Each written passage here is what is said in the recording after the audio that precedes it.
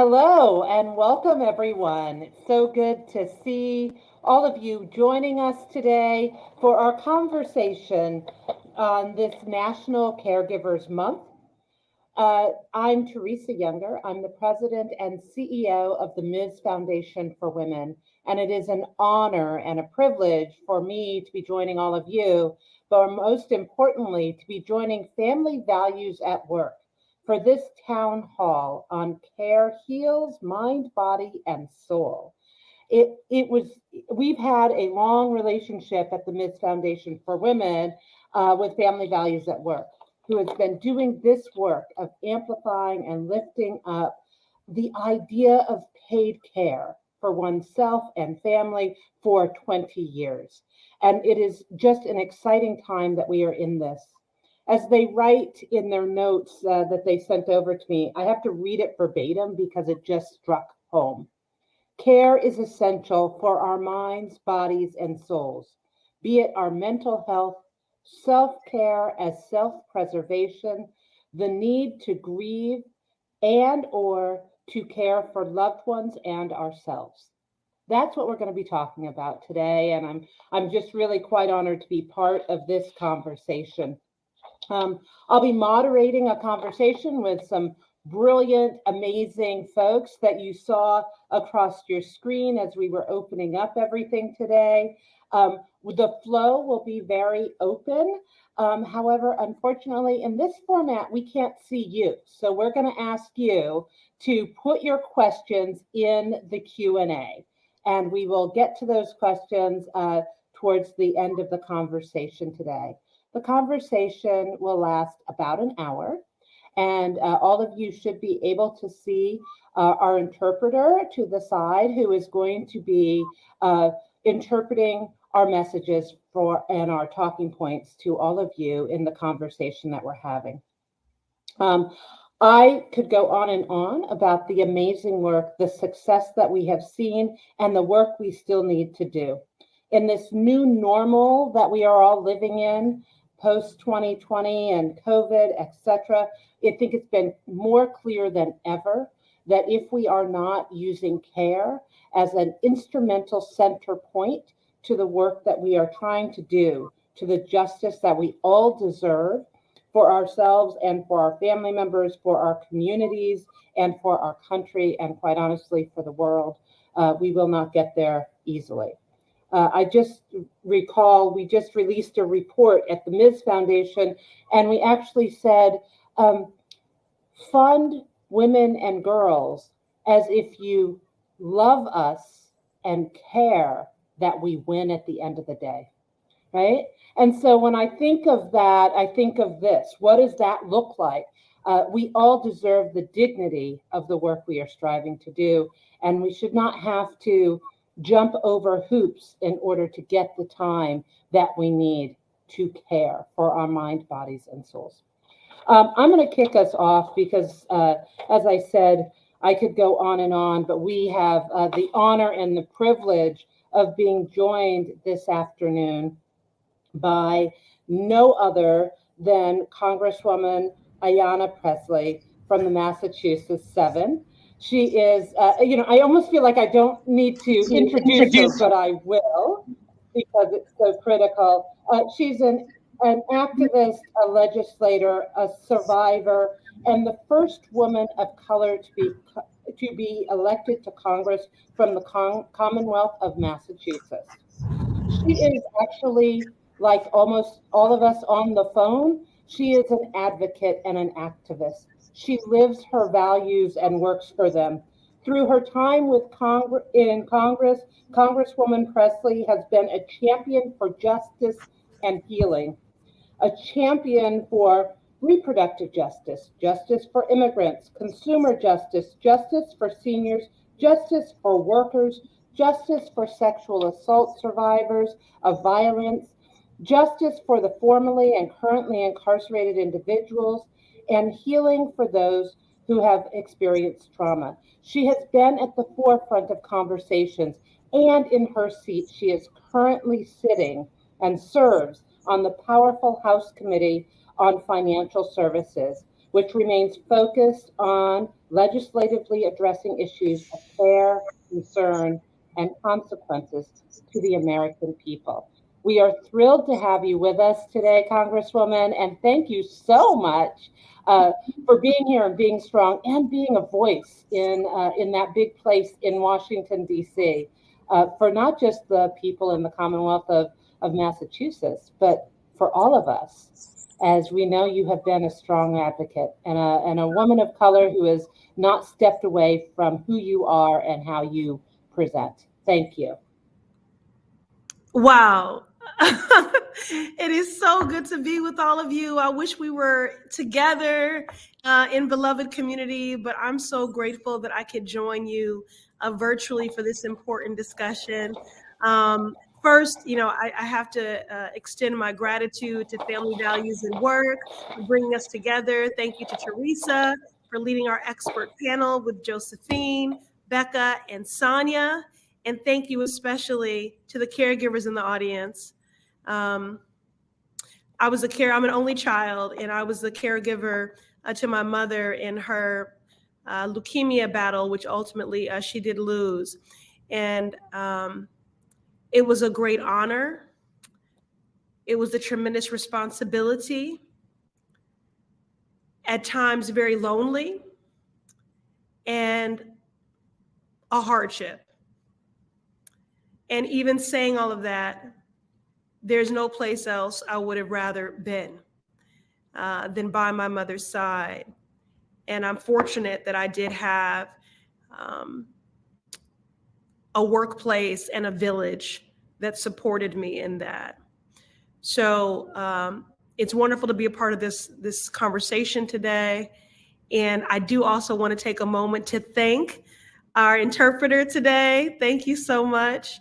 I'm sorry I don't know your name, so you can communicate that to the audience. But today's conversation addresses an issue that is at the core of work-life balance, and that is the need to take leave. The reality is at some point, we will all need to be cared for or to take care of someone. And to care for a loved one with a serious medical condition, welcome a new child, handle a personal health crisis, people from all walks of life need and deserve paid leave, paid medical leave, paid bereavement leave, paid caregiving leave. Unfortunately, our broken care economy denies more than 3 out of 4 workers this fundamental necessity. Without universal paid leave, more and more people will be forced to make gut-wrenching decisions, forced to choose between addressing family and health challenges or keeping their job. I recently introduced a paid leave bill informed by several roundtable meetings with maternal health advocates and practitioners from my district in the MA7, and I'm one of the founding members of the Black Maternal Health Caucus. And we were discussing the intersectionality between paid leave and reproductive health, but not only when welcoming a child, but also when it comes to pregnancy loss. Now, when experiencing a pregnancy loss, too many are left to suffer in silence. Maya Angelou once said, "There is no greater agony than bearing an untold story." And yet too often, due to cultural stigmatization, lack of awareness, systemic neglect, pregnancy loss goes unreported, with hopeful and devastated parents grieving alone. People grieving pregnancy loss should know that they are not alone. They deserve to be met with care. They deserve to be met with compassion and support, and they deserve paid leave. That is why I recently reintroduced the Support Through Loss Act, which would ensure employers provide at least 7 days of paid leave for workers in order to process and address health needs, including mental health, following a pregnancy loss. Legislation like this and the priorities that we talk about today are worth fighting for. And we have to organize and fight for them as if lives depend on them, because they do.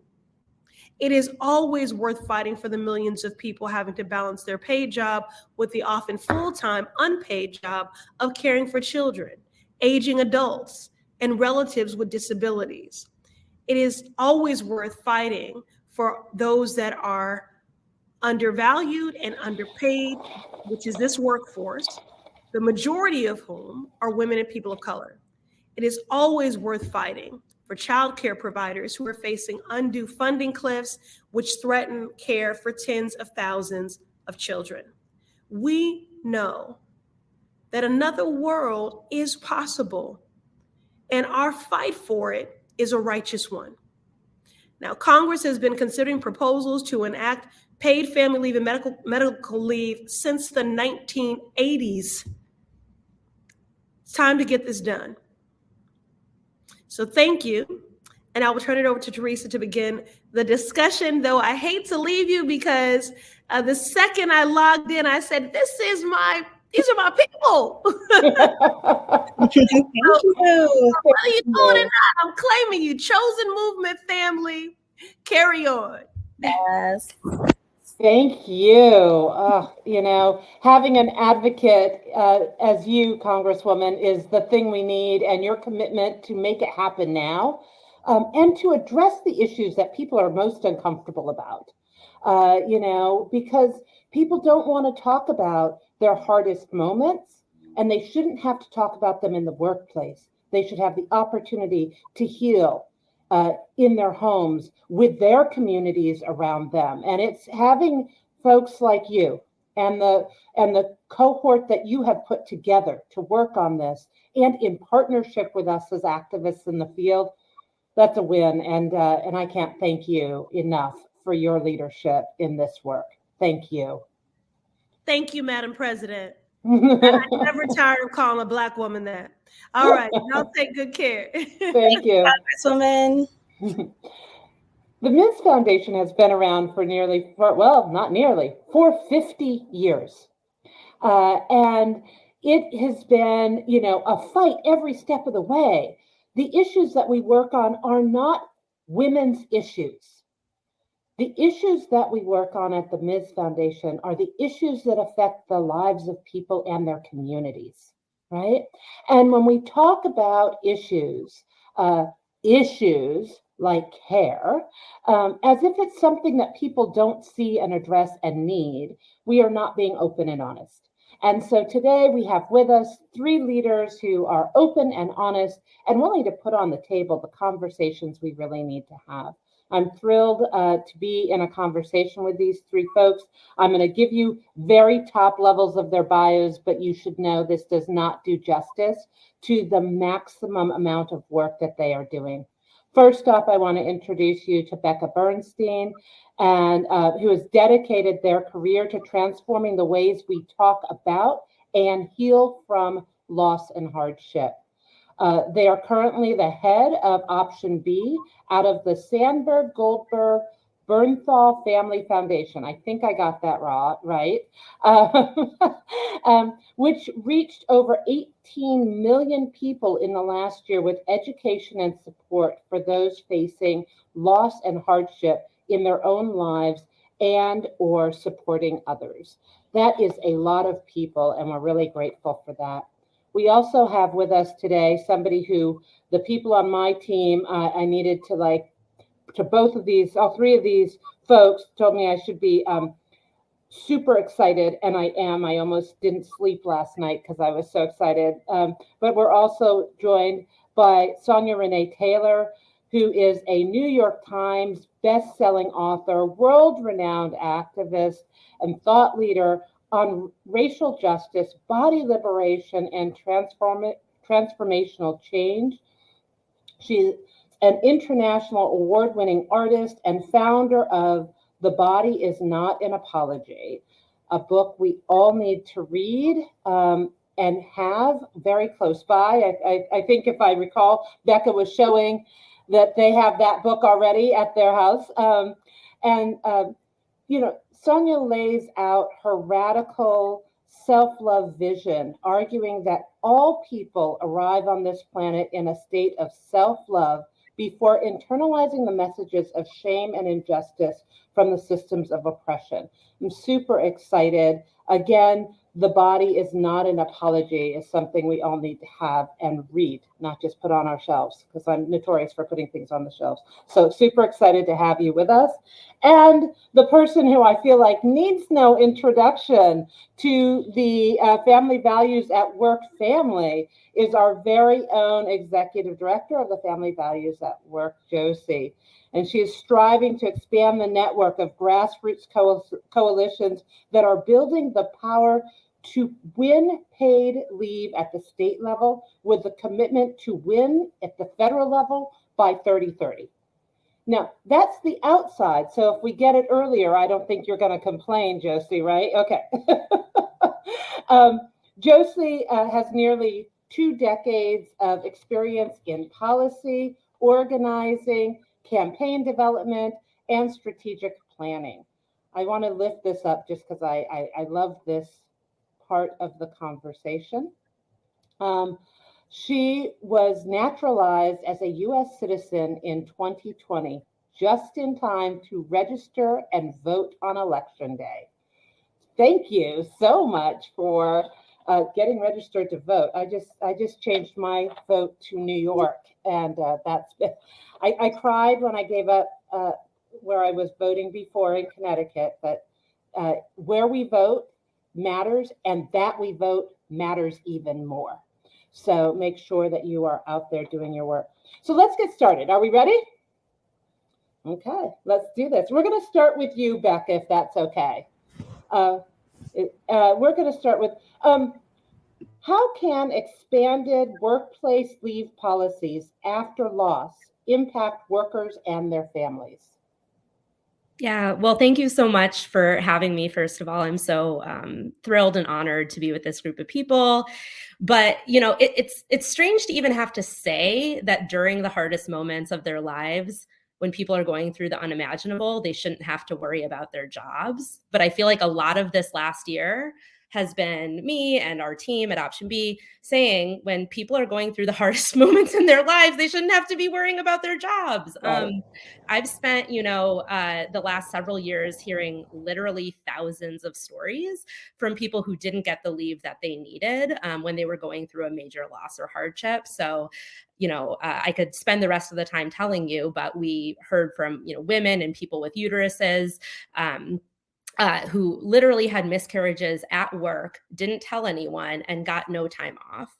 We heard from people who lost their partners, who lost their children, and were being called by their HR team saying, hey, you have to come back. It's been 3 days.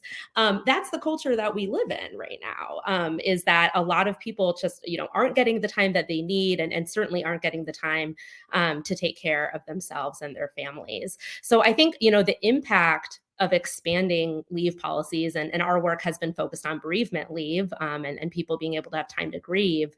The impact of that is really just that people get to be right where they belong. They get to be at home. They get to be with their families and their friends, their chosen families. They get to, tend to their grief. They get to acknowledge and then prioritize their humanity. To me, that's the top thing that expanding workplace leave policies does for people.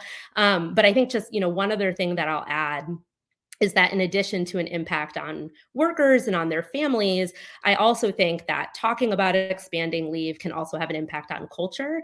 And one way that this has sort of, come up in our community is we've heard a lot about the value of not just adding number of days, so not just increasing the number of days that people get off of work to grieve, but also making sure that people can take leave non-consecutively, because we know that grief is a nonlinear experience.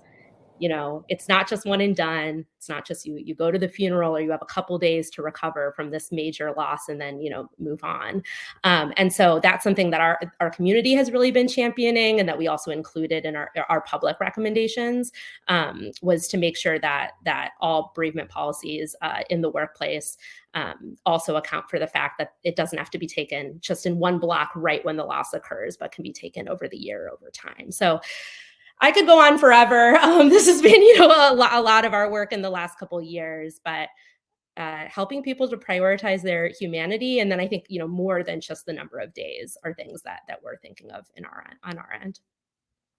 I'm blown away, and I'm so appreciative the way you all are thinking about it, because the idea of non-consecutive days, honestly, I hadn't thought of that one, right? Mm-hmm. And we have colleagues here at the Ms. Foundation who are death doulas. So the idea of preparing and respecting what death looks like and what that transition might be, and yet there are times it hits you different days for different reasons. So how do we expand that out?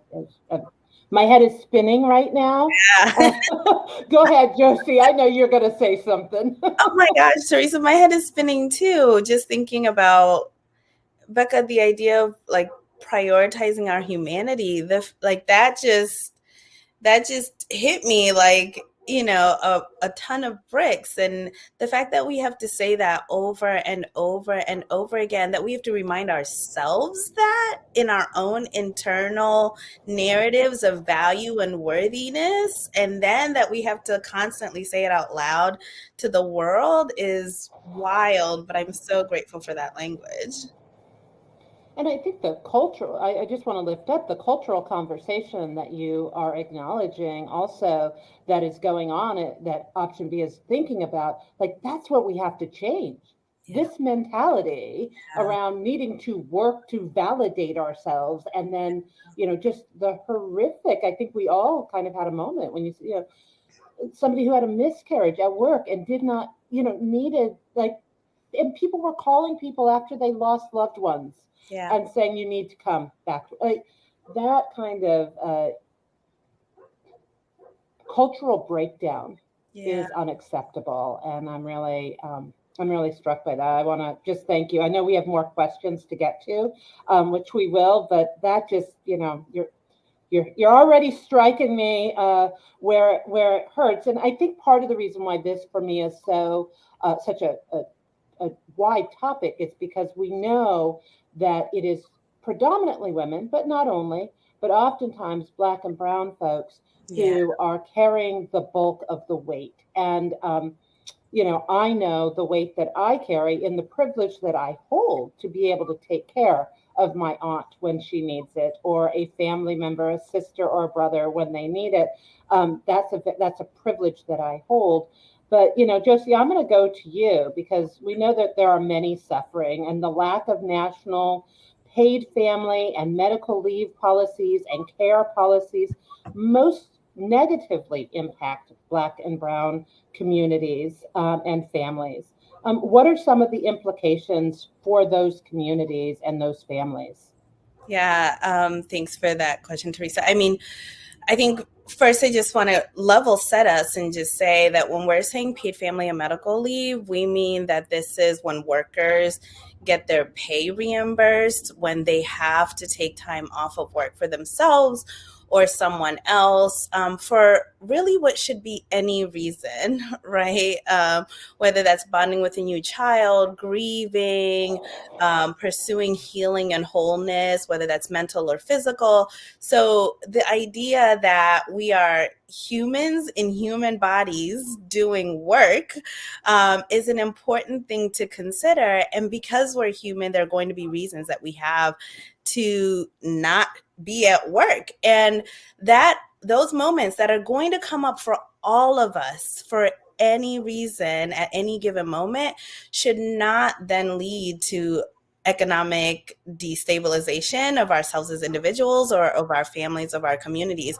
And we all know, because many of us are counting every penny of our paycheck, that a missed day at work is the difference between putting food on the table or making that mortgage payment, that rent payment at the end of the month. And so, it's important that we center ourselves in that conversation, in that definition, that this is about being able to work, because we all have to work, and being able to take care of ourselves when we need to take care of ourselves and our families without losing that financial aspects of our paycheck. And when we think about that, then I think about Black and Brown families and lots of BIPOC families who we are already oftentimes, because of intentional institutionalization of racism and sexism, we are coming from behind when it comes to our wages, when it comes to job opportunities, when it comes to economic mobility and equity. And so when we layer that then on top of the reality that Black and Brown women are most often the primary caregivers, whether that's paid or unpaid, in our families, chosen or otherwise, and in our communities, it means that we're already not making enough money and already in a situation where we're doing the in-time risk assessments of what it means to take a day off from work in an environment that's already being upheld by racism and sexism. We have to do that in-time risk assessment of can I afford to take this time off, whether that is because I'm going to miss that money in my paycheck or because the racist and sexist narratives of whether or not I'm able to do my job simply because I have to take a little bit of time off to handle a family matter, to handle a personal matter. All of that then means that Black and Brown families are in constant precarious situations where we're weighing the need to care for ourselves and our families against a paycheck. And that is just not the situation any family should be in. And as we're working to right the economy that we have inherited, it's one of the things that we absolutely have to do. And I just want to center too the reality that Black and Brown families, BIPOC families, we're not a monolith. And so our policies have to both establish a foundation that acknowledges the commonalities in our humanity and creates a level of flexibility that actually meets the needs of the most marginalized. Becca, when I hear you talk about grief, I think about the fact that I'm an immigrant. And if I have loss, it's likely that it's a loss of someone that's in Malawi, Africa. And when I hear about people who give folks 2 or 3 days of bereavement leave, I'm like, I can't even get home in that amount of time. And that is not responsive to actually what our communities and what our country looks like as a growing BIPOC, growing immigrant community and population. And all of our practices that are centered in our communities actually require a common standard of humanity, but a flexibility that is responsive to who we are. Yeah. When I hear you, Josie, go ahead. You had something more. I cut you off. No, that's it. That's it. When I hear you, I'm also reminded about the idea that almost everybody I know wants to do their work with pride and dignity and humanity. Yes. And I'm going to move this conversation over to you, Sonia, because you talk about radical self-love, which I'd like for you to explain to everybody, but also how does self-love play into the push for national paid time and care policies? Because sometimes, I think of how hard we are on ourselves. And so I'm really intrigued and in some ways wanting to open that conversation much broader.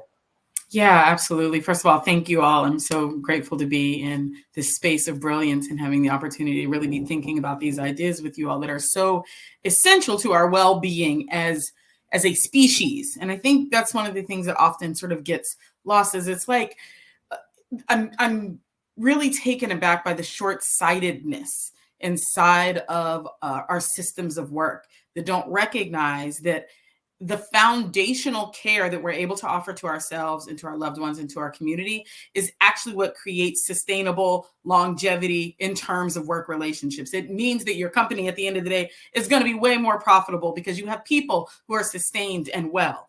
And so I'm always just like, missing the forest for the trees, folks. Radical self-love, I think radical self-love is an essential part of this conversation, because my way in which I talk about and interpret this idea of radical self-love is our inherent sense of enoughness. It is our inherent sense of worthiness. It is our understanding that we are inherently divine without any external barometers or arbiters of our worthiness. And part of what this conversation is speaking to, that you all spoke to in the very beginning, is the way in which our work systems have been set up such that our worthiness comes from the extraction of our labor. The story that somehow we are worthy if we work ourselves to death, that we are worthy if we deny ourselves care, we are worthy if we eschew the needs of ourselves and the people closest to us to provide productivity and capital inside of this system. And so a radical self-love foundation says, no, actually, I'm inherently worthy. There isn't anything externally, nor this job, that is providing that worthiness. And I think what it does in terms of the conversation is it actually begins to create a foundation of efficacy and empowerment that allows us to collectively organize. If I think that my worth is the job, then I'm less likely to move with other workers to push these policies forward. I'm more likely to think that it's my fault that I'm not well, right? I'm more likely to think that I should sacrifice the care of my family member. Like it helps us indoctrinate into these ideas that, like, if I'm not ready to go back to work in 3 days after a major loss, something's wrong with me, right? And so it normalizes a relationship with ourself that is self-denying, that is self-effacing, that is ultimately self-destructive. And so I really see radical self-love as the foundation upon which we get to build policy, because we understand our worth and we are operating in collective care in such a way that we're like, oh, as a species, we actually need this. As a species, we understand that these experiences are just the reality of living. Of the gift to be alive also means that there will be death, there will be hurt, there will also be immense joy that you want to have the opportunity to live into. And what if we create the conditions for that to happen? Then what happens with the overflow that we give from that place, right? And how that might change our entire economic system, how we might all find ourselves better cared for, both at home, in community, and in the workplace, if we move from that energy. Yeah. Go ahead. I go ahead, Becca. Well, I was just going to hop in there to say that, one of the things that we talk about is you never forget, like, where you were. From my own personal experience, I remember exactly where I was standing. I was working at a college campus at the time, and I remember exactly where I was standing when I found out that my mom went into hospice. And it would have completely changed my relationship with my employer if they were like, you got to stay, or you can't go home, or you can't do the things that you need to do. It's one of those things you never forget. Like, you think back to work, where you were working 10 years ago. And I don't know, there's some of my colleagues whose names I don't remember. I love you all. Sorry if you're watching, but there's projects you worked on. There's like, oh yeah, I forgot about that. Like Google Doc, whatever, but you never forget how an employer treated you or how you felt when you were going through a major crisis. And so, yeah, Sonia, I really resonated with what you were saying. This takes me, we're talking on a lot of different levels, but I want to go back to you, Josie, because paid leave also offers lots of benefits for the employers.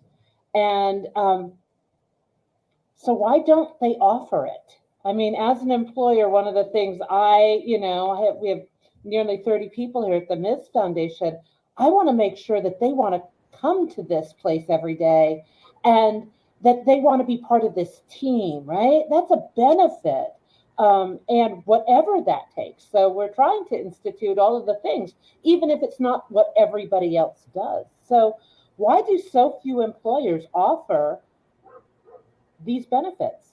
Yeah, I mean, I want to start by saying that the way work has been set up in this country is actually not meant to be humane, right? It's actually meant to be capitalistic and about the bottom line. And so there's an aspect of that that is just grinding within our culture and makes it hard to pass common sense policies and practices in that way when you have to think about how do I get to my bottom line? How do I get to making enough? And so, as businesses, you look at your bottom line and you think, where do I cut? Where do I grow? Where do I expand? And it's like a default to think of the humanity last as a place of investment versus the product and the outcome and, all of that. So like, there's that we just have to unlearn and challenge and do, and believe in the data that like when you treat employees well, they treat businesses well, and then businesses do well. So like, we have to remember that all the time. And Teresa, I'm reminded of my beautiful friend Shonda, who's executive director of Main Street Alliance, which is like the true voice of small businesses, our mom and pop shop throughout our communities. And these small businesses are the backbones of our communities and of this country. They're the largest conglomerate of employers in this country. Small businesses are, and she reminds me all the time that small businesses with 50 employees or less aren't financially able to provide it. And we see it in polls and conversations over and over. Small business employers who are saying, I want to do this. I want to do what's best for my employees because I know it's what's best for me. I have, as an employer, have been there where I have to shut down shop to go show up for my family in time of need. Employers get this. Small businesses get this. The reality is that they aren't financially able to provide it. And that's why public investments have to happen at the scale that's needed to offset these costs for small businesses and for small employers. And we hear over and over again, it's not that I'm not willing to pay anything. It's that I need help subsidizing the part that I can't pay in order to make this happen for my employer. And one of the Main Street Alliance's members, I remember Daniel Swenson Klott, who owns a bakery, like beautiful bakery. And he says, I need help with a way to fund longer paid time off. I need help to support young families who don't want to give up jobs they enjoy to get the benefits they need to survive.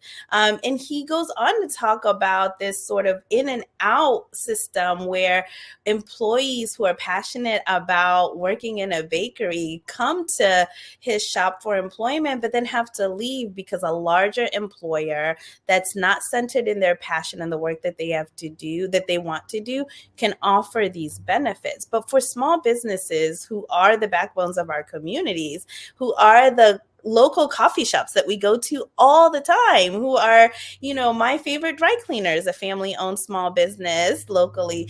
These are the folks that we're coming across every day. They want to do this and they can't afford to do this. That's where state governments and the federal government has to step in, and not step in a symbolic way, but I will say over and over again that governments have to step in at the scale that's needed.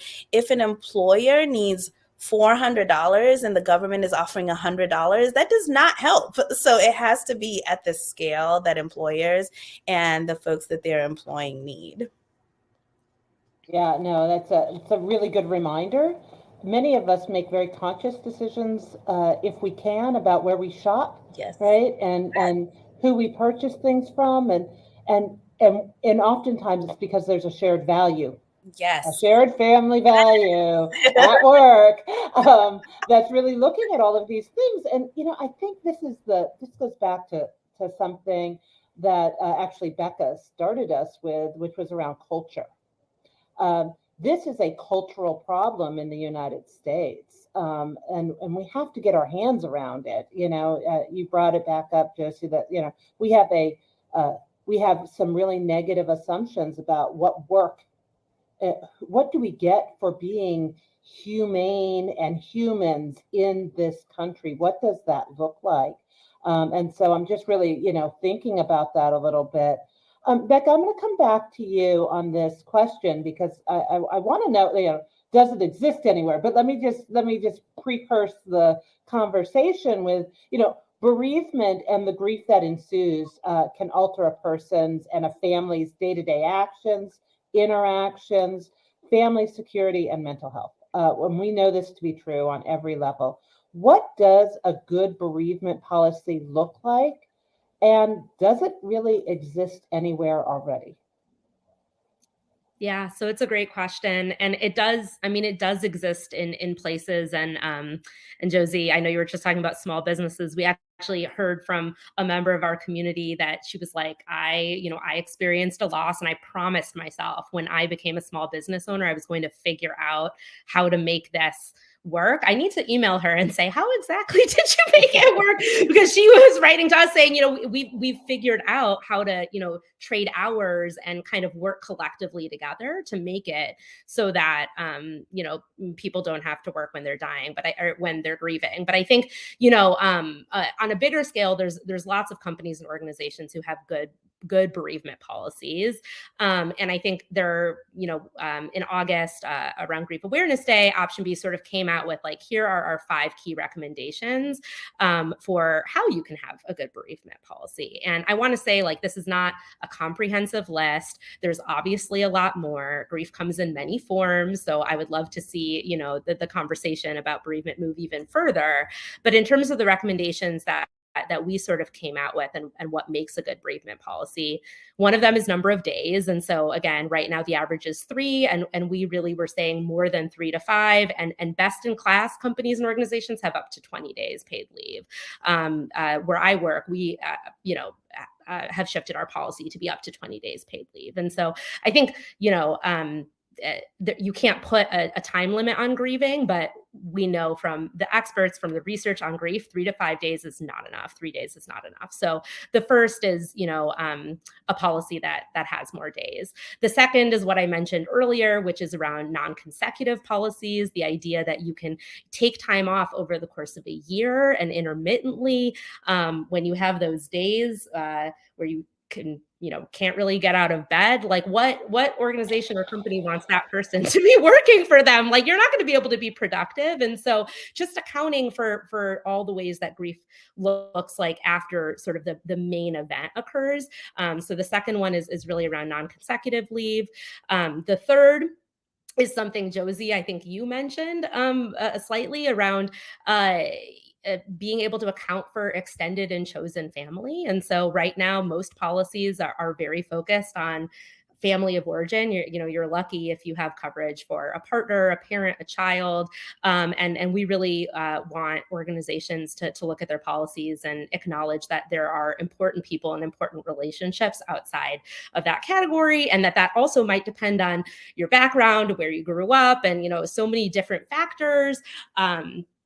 As a queer person, that's something that I've thought about a lot. Like, the people I would want to take leave for might be different than other folks. And so, making sure that extended and chosen family are included in policies. And then there were 5 main ones. I have 3. So the fourth one, again, mentioned already in this conversation, making sure that pregnancy loss is a part of bereavement policies. I was heartened to see that 1 in 4 U.S. companies are actually including pregnancy loss in their bereavement policies as of 2023. But ideally, that would be 4 in 4. That would be 100%. Like that wouldn't be something that people would have to ask for. And then, the last thing that we just wanted to raise awareness around is compassionate leave. Have you all heard of compassionate leave? I have not, and I'm making a list. So tell me more, because I'm making a whole list over here. Yeah. We did a lot of research and looked at different things, and paid compassionate leave is basically, it's a catch-all category for losses and hardships where, where it doesn't have to be, you're not being as specific about the kind of loss, but it's making sure that, for example, if someone in your family is caregiving and you need time off to support them in caregiving, right? Because we know it takes a village, right? That would be covered under paid compassionate leave. Some of the actual caregiving time that isn't covered by other policies, like that could be covered under compassionate leave. And so we at least wanted to raise awareness that compassionate leave was an option.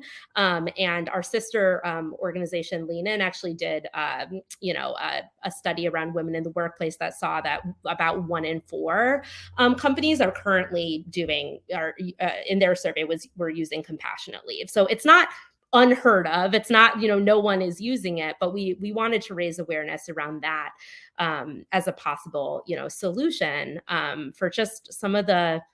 It all sounds very tactical, but it's really like, when you think of it, for me, I think of stories that align with each one of them and how each piece is so important to making sure that people get the care they need. So, yeah. I literally took notes on literally all 5 of those things, because I want to make sure we're doing it right. We don't have to do it perfect. We just have to do it. And I love what I'm taking away from that is as much flexibility and trust as we can give to people, the better off we are. And I'm holding that. I literally made all the notes. I'm going to talk with my HR team right after this to make sure that we have all of them. And we have many of them, right? Chosen family as opposed to prescribed family is something that we've really leaned into here at the foundation. But I just remind people that you don't have to do it all, but you need to start doing something. And then telling other folks about it, I think, is really critical so that we hear the successes of the stories, as you were saying. It's amazing that we only have about 15 minutes left in this conversation. I want to encourage people to type any questions in the Q&A so that we can try to address them. We have a couple more questions left of the panel, so we will get a few minutes here if people want to post some questions. I'm going to go over to you, Sonia, because the Ms. Foundation, the work that all of us are doing, is based in social justice. And we will not realize true social justice until policies that support workers and their families and our communities and society are created to make work for everyone. This lack of paid time off and lack of bereavement leave are just 2 constructs that stand in the way of realizing social justice. What are some other areas and other ways? I really want to uplift Becca in this last category of compassionate leave. And I'm thinking about the context in which we're living in collectively and the collective grief that we are moving through as a whole, right? I'm thinking about the number of times in 2020 when George Floyd was killed, and how many Black people were like, I can't do anything. Like, I have to be with this grief. It is consuming. And George Floyd is not my brother, is not my cousin, is not someone in my immediate family. And there was it was very clear that there was something happening in that moment of grief that captivated not just George Floyd's individual family, but the whole world. It meant that we needed collective grief. We needed the space for all of us to acknowledge that there's something happening massive in the world that is having an impact on all of us. And we're living in that moment right now, right? And so what does it look like for us to see how grief and the space that we create for us to move through the experiences of injustice and oppression and our ability to be with one another as that's happening is part of the ways in which we dismantle those systems. It's the avoidance of the system. It's the pretending that it doesn't exist that perpetuates it. And so there's something particularly powerful in the push toward justice by simply acknowledging that there's collective injustice that we're all impacted by. And what does it look like to stop working long enough to acknowledge that? I think about 2020 and the number of human beings who died in COVID and the way in which we as an entire society moved right along as if nothing, as if millions of us were not gone in the span of a few months. And what does that mean for the psyche of a society, right? And how erosive is that? And so I've been thinking a lot about what does it mean to hold in the collective and choose inside of our systems and our structures to acknowledge that there are energies moving in the collective, and that part of acknowledging that actually has a dismantling effect on oppression, because oppression's function is to dehumanize us, is to make us think that we are separate, that we're not having shared experiences, that we're just isolated and alone in the experience that we're having. When we allow ourselves to move in the collective, we begin to dismantle and unsteady some of the foundational bricks of injustice and oppression in our society. I don't even know what to say, but I'm going to bump the rest of this conversation over, because I think, you have. I'm horrified when I think of the. I don't know if I'm horrified or just depressed, honestly, when I think of the trauma that we see, feel, and have continuously had put on our plates for now going on 4 years, right? 3.5 years into what feels like every day is a level of oppression that has been put upon us and our bodies. Because we are actually in this moment in time, and it's anchored in white cisgendered patriarchy. It's anchored in white supremacy, and I'm really sitting with this, with what you raised up, which is, how do we dismantle? I've been traveling around the country this year, asking people, how do we create the world that we deserve? And not deserve meaning we have to work for it, but what does society owe us, right? And I sat with a woman in Tennessee, and she said, the world that I deserve means that I can tell you my health concern and you do not judge me for it. I can have a roof over my head and a bed to sleep on so my body can heal itself. It means I have food on the table. It means that I do not have to work to have my health care. It means that I can take the time to heal myself. And I just found that to be so, first off, we were all crying, right? Imagine that, right? And that we have to put words to it. And so we have just a few minutes left, but Josie, you're in the middle of this and this work, and I'm just wondering, what will it take to dismantle the systems to ensure that we reach racial and gender and economic justice?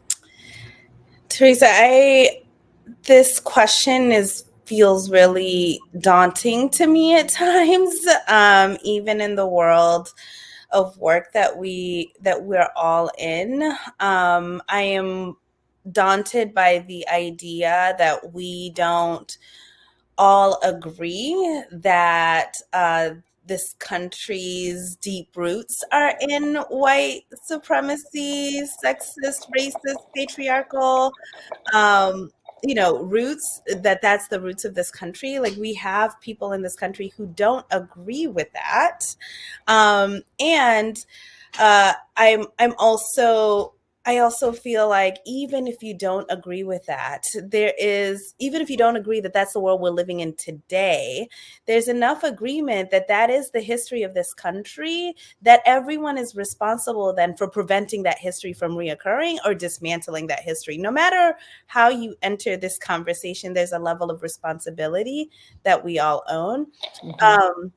And I think, Teresa, I'm often thinking about a quote that says, you are not obligated to finish the work of perfecting the world today, but neither are you permitted to do nothing towards that goal. And it puts all of this in manageable context for me, because I don't claim to be able to dismantle the longstanding systemic oppression of this country, but I am responsible for doing something, whatever that little or medium or big sized something is.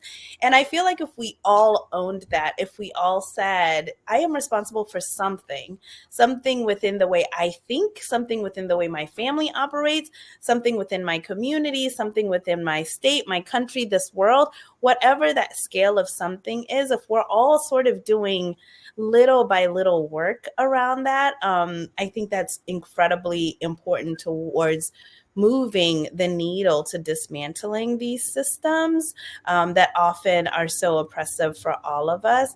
And lastly, I'll just say it's not for all of us, but there are incredible teachers in our world who can teach and interact with people of difference with a level of incredible grace that I think we need in this country. There's so much growing tribalism and polarization in this country where, you know, I have often sat being like, I'm not going into that room. I'm not having that conversation. I'm not talking about the challenges of Blackness in an all white room. And there's just moments where like we have to identify who are teachers that are able to teach and interact with people of difference with a level of grace that I think opens up a set of conversations. And then the last thing I'll say is like, we need a common understanding and an agreement of like a common standard of humanity. We don't have that. We don't have an across the country, across the globe sort of agreement that a common standard, a quality standard of living as a human, what that baseline should be. And I think if we can get there, it'll really create some monumental change. Wow. Thank you. We have, just going to pose to all three of you. What's the one thing you'd like to leave the town hall with today? Something they're thinking about. Josie brought us so poignantly to this moment, but we have a couple minutes, and I just feel like this is an opportunity to remind people maybe of that one thing that they could be doing at this point. I think we'll start with you, Becca. I get the least amount of thinking time. All right. Least amount of feeling time too. I think so. I think there's two things. I think there are systems that need to be dismantled, but I also think that, giving people some of the solutions of like, this is how we build, right? And then it's up to them to say, I don't want to build, but if you don't give people the things that they can do, I think sometimes it can feel scary, like, everything's falling apart. And I say this as like a critical thinker, a dismantler, like someone who's always, it's like kind of hardwired into me. But I think over the course of my career, it's part of why, you heard me go through step by step, here are 5 things, like, here's how you can build. And then it becomes a choice of leaders and other people to say, we're going to go in that direction or we're not. And that's, I think, where some of the tough and meaty conversations happen. And I don't know, I just hope my goal is that by the time I die, when I'm on my own deathbed, healing is seen not just as like some soft skill and not just as, a jargony word, but as something that's worth aspiring to and for. I think there's a lot of healing that needs to be done. And I hope that we value, that we can come to value that as work and figure out how to do it together. So those are 2 things that are sort of on my mind. Sonia. Yeah, I'm thinking right now of author Toni K. Bambara's quote, and she says, it's our responsibility to make the revolution irresistible.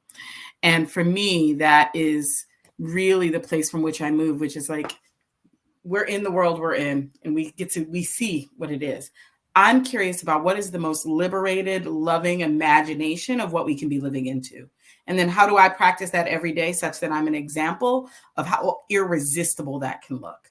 how irresistible care can be, how irresistible community love and relationship and healing with one another can be. And my goal, and I charge that to everyone who is here, is like, what is the most expansive expression of what it is that we want to create that you can practice into today, and practice into it with the people that you love, with your community, and then notice how that begins to build the new world that we want to call into being.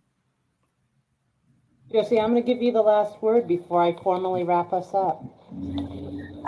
So I think particularly that, there's this question that's often like, have I worked hard enough to deserve to rest?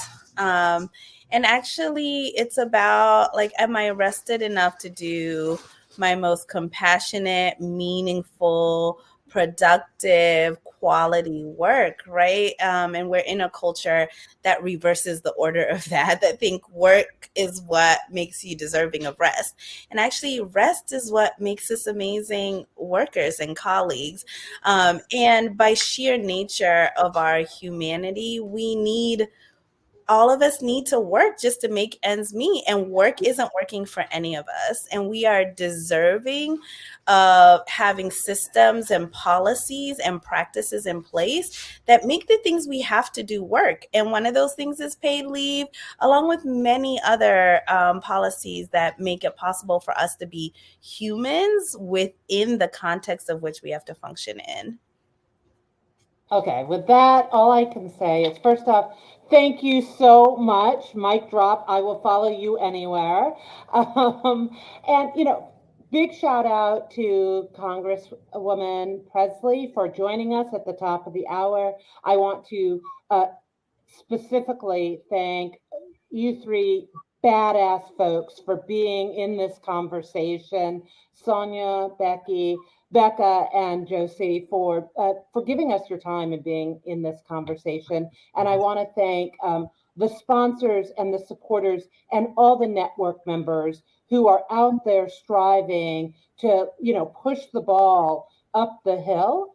And hopefully, when we get to the top, the ride down is going to be so equalizing for all of us. It's, it's going to just be it. And I want to just remind us how we started the conversation today and what November has been about caregiving month. But, prioritizing our humanity as we move forward is going to be critical.